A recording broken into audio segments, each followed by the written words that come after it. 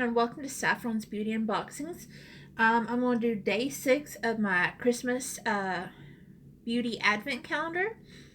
I've been opening up the W7 Beauty Blast Reloaded, and I'm going to do day 6.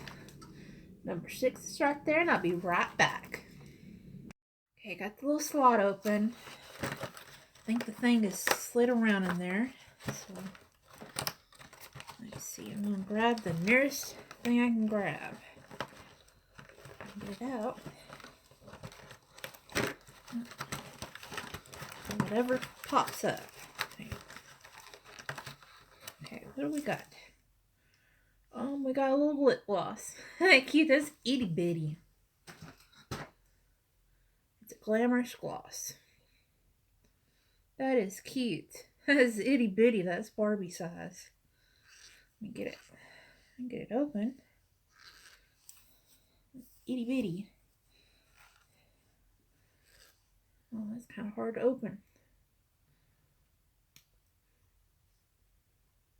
It smells kind of nice.